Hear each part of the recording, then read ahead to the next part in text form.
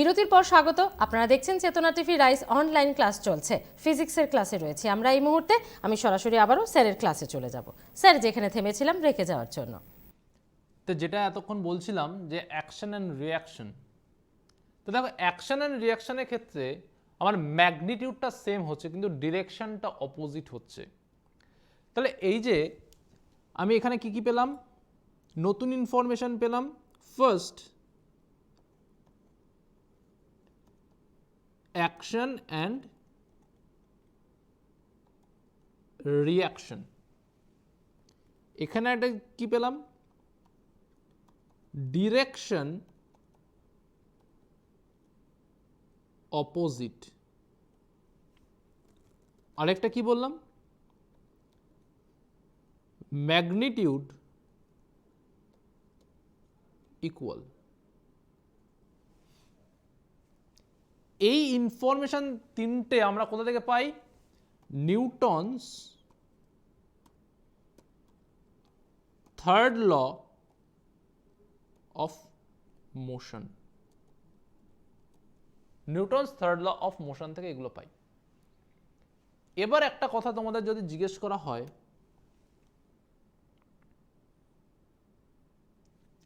Action কার উপরে হচ্ছে? Action হচ্ছে টেবিলের ওপরে, অ্যাকশন অন টেবিল। রিয়াকশন কার উপরে হচ্ছে? রিয়াকশন অন বুক। তাহলে দেখো অ্যাকশন অ্যান্ড রিয়াকশন দুটো কিন্তু আলাদা বডির উপর কাজ করছে, different body. Action and reaction act on different body. Okay, তাহলে লিখে দেই।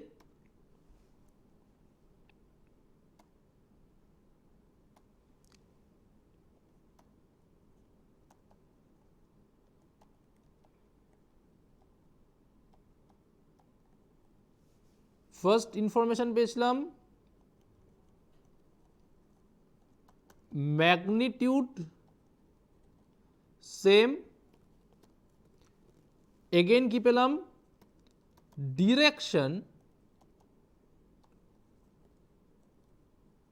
opposite.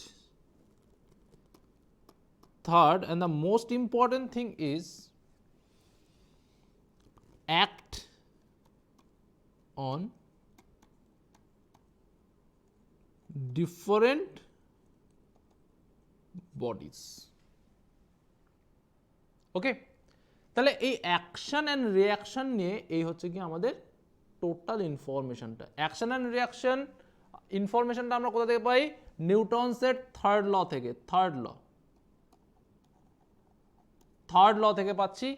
অ্যাকশন অ্যান্ড রিয়াকশনের ম্যাগনিটিউড সেম, অ্যাকশন অ্যান্ড রিয়াকশনের direction opposite, action and reaction act on different bodies. Okay, তাহলে এতক্ষণ আমরা কি পেলাম? এতক্ষণ পেলাম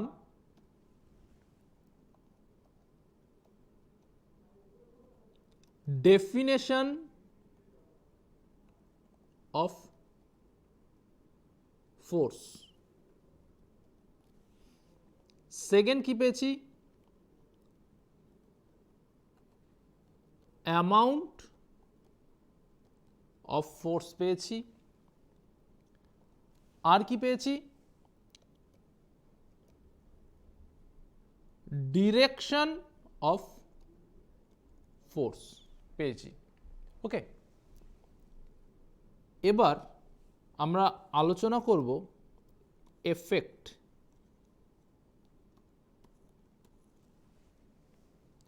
সাপোজ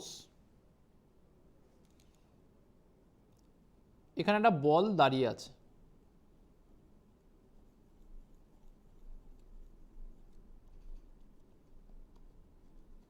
বলটা রেস্টে ছিল। এবার এই বলটার ওপরে আমি ফোর্স অ্যাপ্লাই করলাম। এই ফোর্স অ্যাপ্লাই করার জন্য কি হলো, বলটা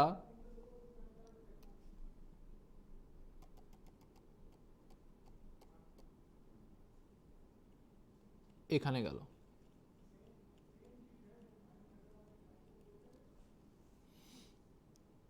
এখানে ইনিশিয়াল পজিশন ছিল, এখানে ফাইনাল পজিশন হলো। তার মানে পজিশনে চেঞ্জ হলো, পজিশন চেঞ্জ তার মানে ডিসপ্লেসমেন্ট হচ্ছে।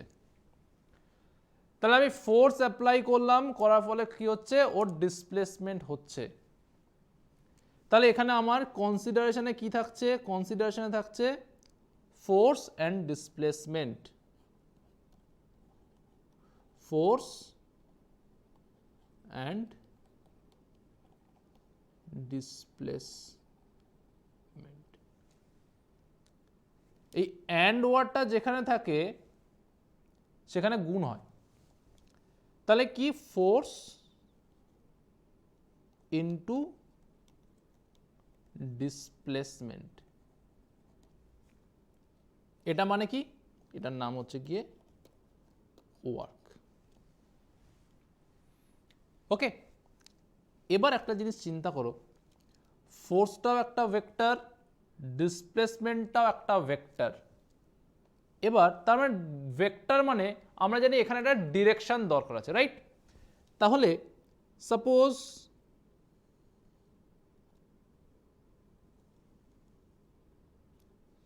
এইদিকে ফোর্স কাজ করছে, এইদিকে ডিসপ্লেসমেন্ট এস,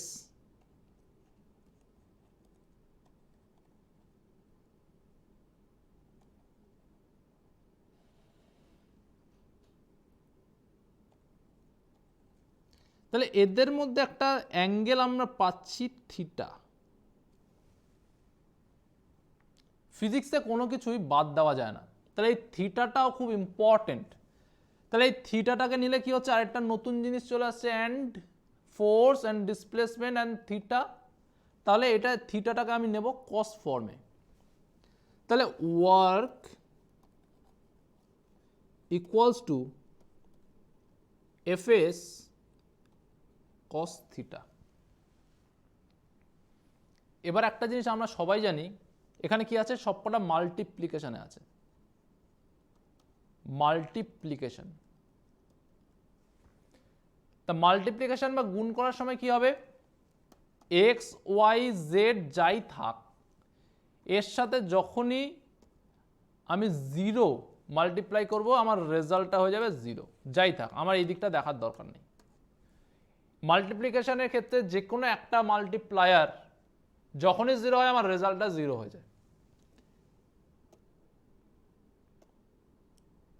এবার একটা জিনিস চিন্তা করো, আমি লিখলাম কি, ডাব্লু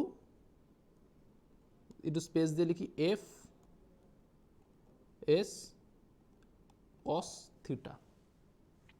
আমি একটা টেবিল করে দিই, ট্যাবুলার ফর্ম করে দিই।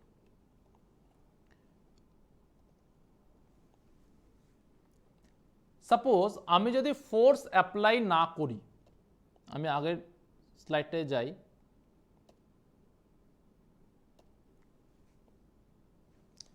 এখানে যদি আমি ফোর্স অ্যাপ্লাই না করতাম, ফোর্সটাকে যদি আমি অ্যাপ্লাই না করতাম, তাহলে আমার এগুলো হতো না, ডিসপ্লেসমেন্টটা হতো না। তাহলে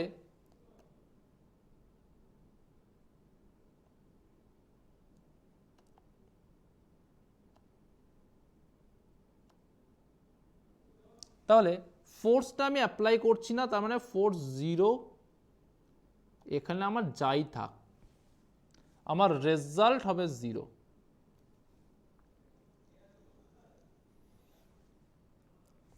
এবার আমি ফোর্স অ্যাপ্লাই করলাম, ডিসপ্লেসমেন্ট হলো না, জিরো, রেজাল্ট কি হবে, জিরো। আমি ফোর্স অ্যাপ্লাই করলাম, ডিসপ্লেসমেন্ট হলো, কিন্তু এবার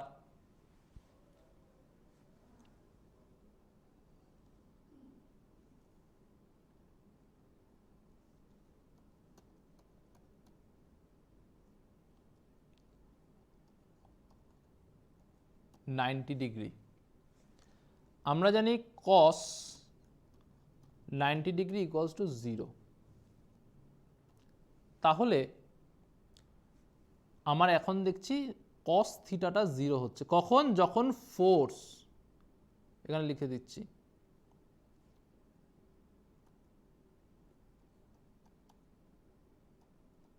ফোর্স অ্যান্ড ডিসপ্লেসমেন্টের মধ্যে আমার অ্যাঙ্গেল যখন 90 ডিগ্রি হচ্ছে তখন আমার কস থিটার ভ্যালু হচ্ছে 0।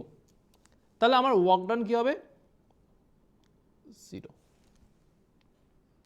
এবার একটা জিনিস বলে দেই, ছোটবেলায় আমরা যখন ট্রিগোনোমেট্রি শিখেছি তখন দেখেছিলাম যে সাইনের ভ্যালু দেখেছিলাম, কসের ভ্যালু দেখেছিলাম, ট্যানের ভ্যালু দেখেছিলাম। 0 ডিগ্রি ছিল, 30 ডিগ্রি ছিল, 45 ডিগ্রি ছিল, 60 ডিগ্রি ছিল, 90 ডিগ্রি ছিল, রাইট? কস 0 0 ছিল, সাইন 0 0 ছিল, অ্যান্ড সাইন 90 1 ছিল। ওকে, আর কস 0 কি দেখেছিলাম, কস 0 1 দেখেছিলাম, কস 90 0 দেখেছিলাম। তাহলে দেখো কসের ক্ষেত্রে কস থিটার ভ্যালু অ্যান্ড থিটার ভ্যালু, দেখো থিটার ভ্যালুটা এদিকে গেলে থিটার ভ্যালুটা বড় হচ্ছে, থিটার ভ্যালু যত বড় হয় কসের ভ্যালু তত ছোট হয়। তার মানে আমি ফোর্স অ্যান্ড ডিসপ্লেসমেন্টের মধ্যে এই যে অ্যাঙ্গেলটা হচ্ছে, এটা যে থিটা বলছি, আমার এই থিটাটা যত বড় হবে, থিটাটা যত বড় হচ্ছে কসের ভ্যালু কম হচ্ছে। উল্টো দিকে থিটা যখন কম হবে কস থিটার ভ্যালু বেশি হবে। ওকে, তাহলে ওয়ার্ক ডান ম্যাক্সিমাম কখন হবে, ওয়ার্ক ডান ম্যাক্সিমাম কখন হবে, কসের value maximum, cos theta equals to 1, কখন, cos 0 degree equals to 1। Work done maximum when W max equals to F S cos 0 degree, তখন আমার ওয়ার্ক ডান হবে ম্যাক্সিমাম। ওকে, এবার আমি কি দেখলাম, ফোর্সের এফেক্ট।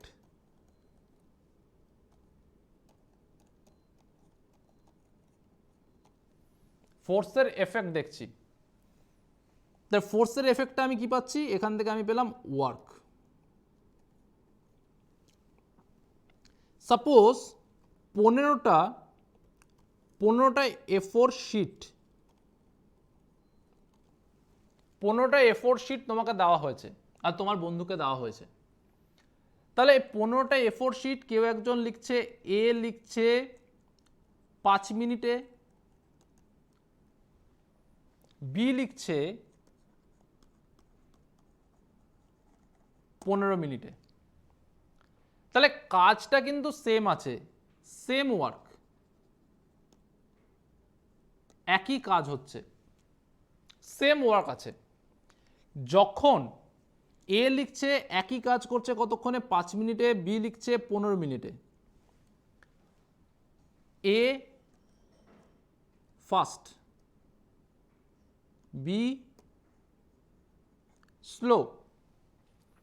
তাহলে তুমি কাকে প্রেফার করবে, যে কম সময়ে কাজটা করছে?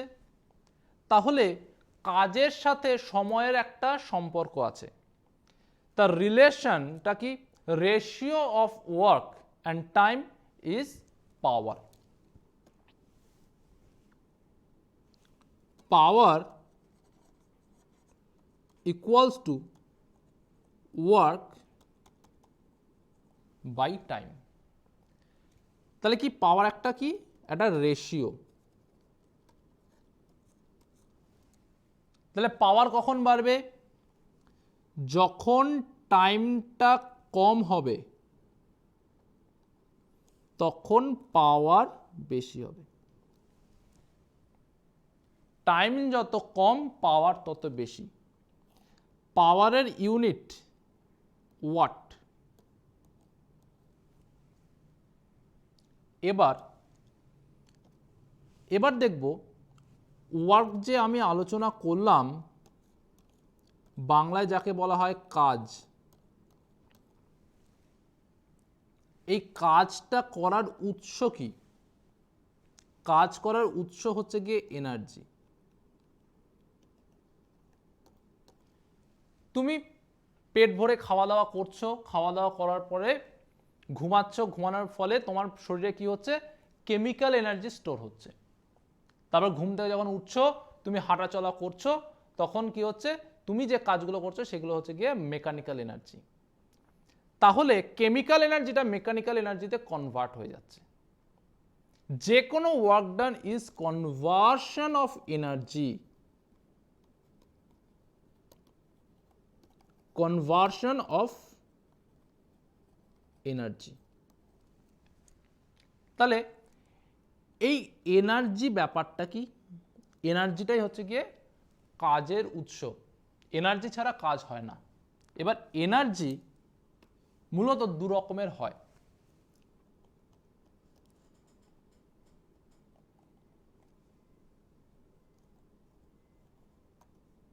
Static and kinetic energy. Static energy and kinetic energy. Static energy কখন হবে? যখন কোনো মোশন থাকবে না, নো মোশন। কাইনেটিক এনার্জি কখন? যখন মোশন থাকবে।